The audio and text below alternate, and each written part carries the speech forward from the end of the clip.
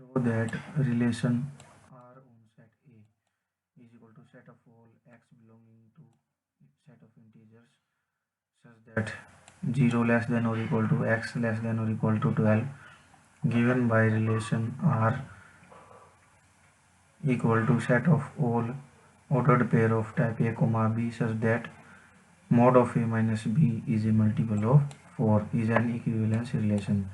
हमारे पास एक सेट दे रखा है ए जिसके एलिमेंट इंटीजर होंगे और जो एक्स है वो 0 और 12 के बीच में या फिर उनके इक्वल लाई करेगा।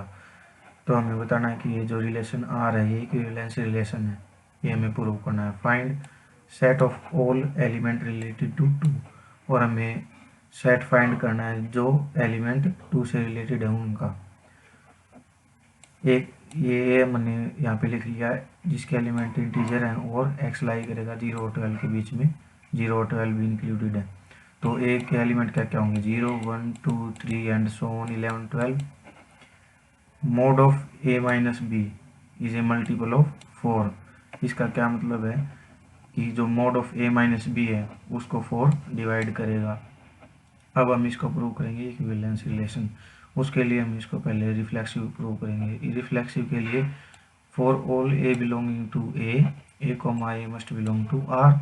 तो हम देख सकते हैं कि ए कोमा ए के लिए मोड ऑफ ए माइनस ए क्या होगा 0 और 0 के इक्वल होगा मोड ऑफ ए माइनस ए। तो 4 इसका क्या मतलब है कि 4 डिवाइड करता है 0 को, 4 तो डिवाइड करता है ये 0 को, that is 0 divide 4 equal to 0।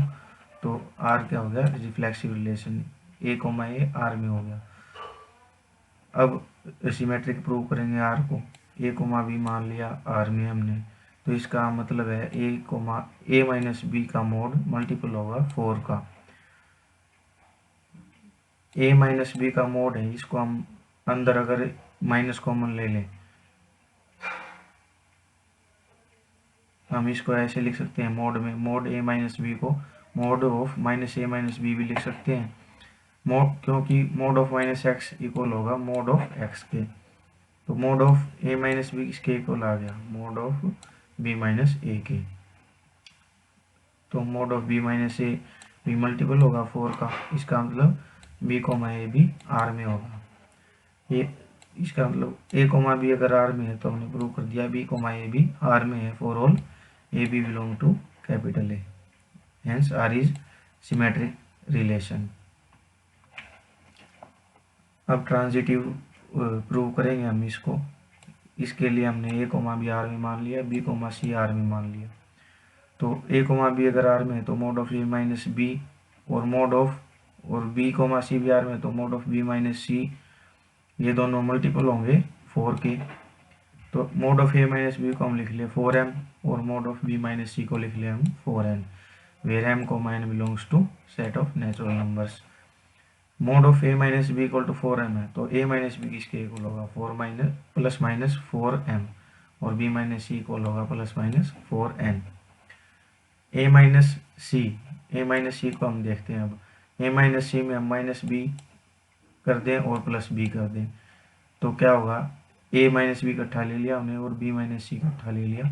A minus B की वैल्यू यहाँ से पुट करेंगे plus minus 4m, B minus C की वैल्यू पुट करेंगे यहाँ से प्लस माइनस 4n। अब इन दोनों में से 4 कॉमन ले लेंगे, 4 कॉमन ले लिया, अब मोड से बाहर ले लेंगे इसको 4 को, ठीक है। तो इसका क्या मतलब हो गया 4 ए माइनस सी का मोड मल्टीपल हो गया 4 का, that is A comma C belong to R.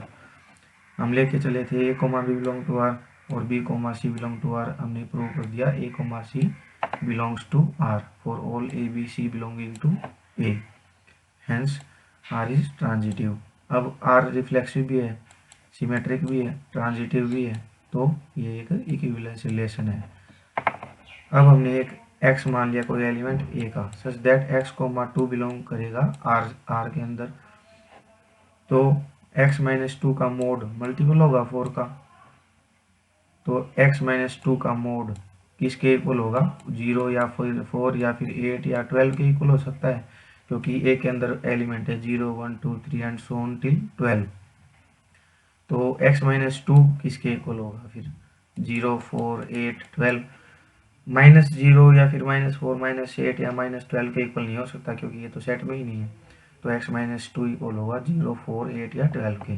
तो अगर x-2 0 के इक्वल है तो x इक्वल होगा 2 के। अगर x-2 4 के इक्वल है तो x इक्वल होगा 6 के। अगर x-2 8 के इक्वल है, x-2 8 के इक्वल है तो x होगा 10 के इक्वल।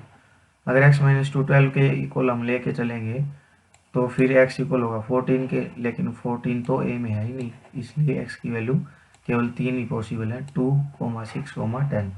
तो set of all element of a which are related to 2 are 2, 6, 10।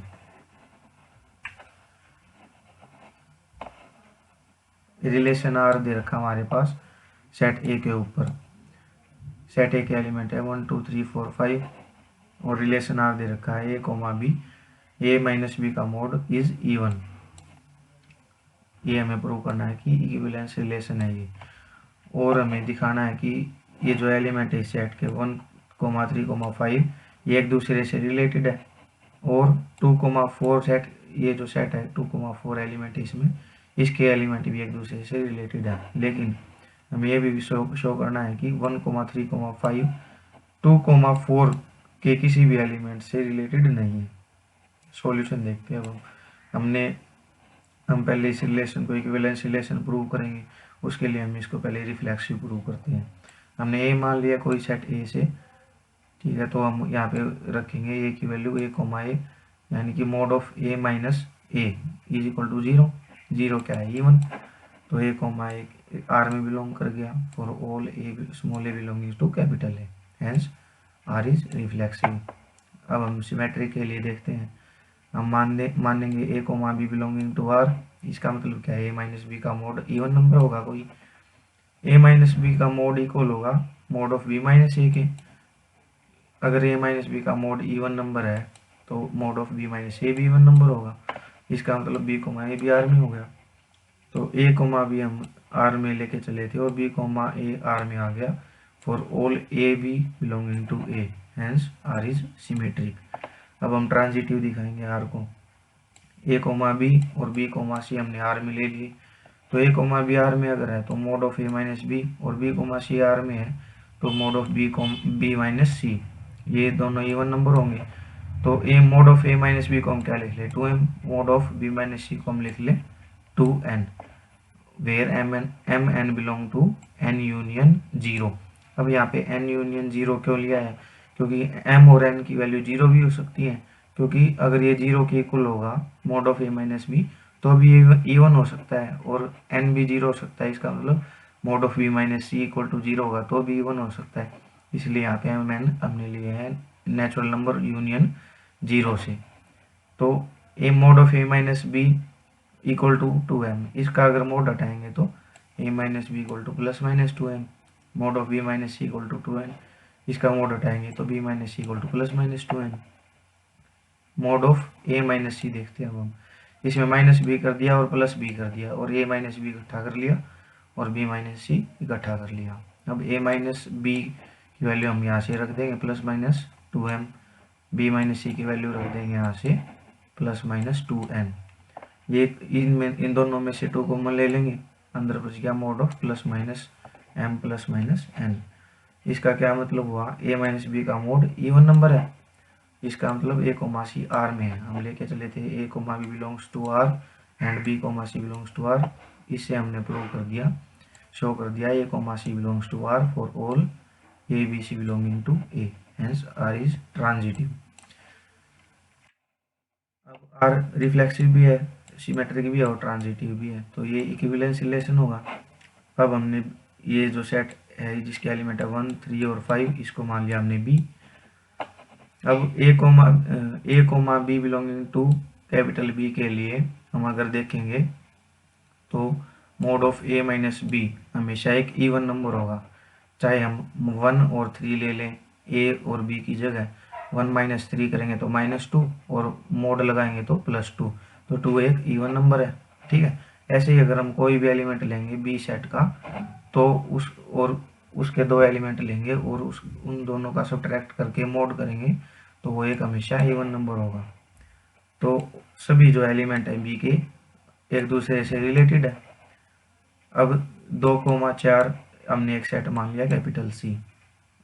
अब हम देख सकते हैं कि A comma B belonging to C के लिए mod of A minus B हमेशा एक इवन नंबर होगा। जैसे अगर हम ए को ले लें 2, बी को ले लें 4, तो 2 माइनस 4 कितना होगा -2, -2 का मोड 2, 2 एक इवन नंबर है। तो सी के भी सारे एलिमेंट एक दूसरे से रिलेटेड है। अगर हम एक एलिमेंट लें बी का, एक एलिमेंट लें सी का, तो mod of B minus C even number नहीं होगा। जैसे एक एलिमेंट ले लिया हमने 1 बी का, एक एलिमेंट ले लिया 2 सी का, तो 1 माइनस 2 करेंगे तो -1, -1 का मोड +1, 1 एक इवन नंबर नहीं है। तो कोई भी एलिमेंट बी का सी के किसी भी एलिमेंट से रिलेटेड नहीं है। अब हमारे पास सेट दे रखा है एक ए, सभी ट्रायंगल का सेट है और रिलेशन डिफाइंड है T1, T2 such that T1 is similar to T2। ये हमें शो करना है कि एक इक्विवेलेंस रिलेशन है। अब हमने 3 राइट एंगल ट्रायंगल कंसीडर करने हैं, T1, T2 और T3। उनकी साइड दे रखी है। T1 की साइड है 3, 4 और 5, T2 की साइड्स हैं 5, 12 और 13, T3 की साइड्स हैं 6, 8 और 10। Which triangle among T1, T2, T3 are related. हमने प्रूव करना है कि इन तीनों ट्रायंगल में से कौन सी इसके साथ रिलेटेड है, ये बताना है। अब हमें वो रिलेशन इक्विवेलेंस रिलेशन प्रूव करना है, तो हम पहले उसको रिफ्लेक्सिव प्रूव करेंगे। तो हमें पता है कि हर एक ट्रायंगल खुद के साथ सिमिलर होगी। तो T1, T1 बिलोंग करेगा R से for all T1 belonging to A। तो R क्या होगा, रिफ्लेक्सिव रिलेशन। अब सिमेट्रिक के लिए हम 2 ट्रायंगल ले लिए T1, T2 belonging to R। इसका क्या मतलब है, T1 सिमिलर होगी ट्रायंगल T1 सिमिलर होगी ट्रायंगल T2 के। इसका मतलब क्या है, अगर T1 T2 के सिमिलर है तो T2 भी तो सिमिलर होगी T1 के। इसका मतलब T1 T2 T1 बिलोंग करेगा R में।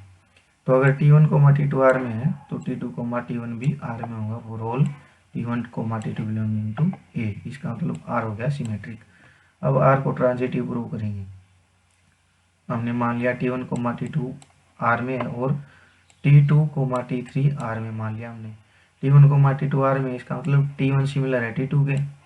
T2 T3 R में, इसका मतलब T2 सिमिलर है T3 के। T1 सिमिलर है T2 के, T2 सिमिलर है T3 के, तो T1 भी सिमिलर होगा T3 के। इसका मतलब T1 T3 बिलोंग करेगा R में। हम लेके चले थे T1 T2 belongs to R, T2 T3 belongs to R। इसका मतलब T1 T3 belongs to R for all T1 T2 T3 belonging to A। इसका मतलब R is transitive. R reflexive भी है, सिमेट्रिक भी और ट्रांजिटिव भी। इसका मतलब R क्या है, रिफ्लेक्सिव रिलेशन है। हम देखें अगर T1 ट्रायंगल की तीनों साइड क्या क्या दे रखे 3, 4 और 5, वे प्रोपोर्शनल होंगी corresponding sides of triangle T3।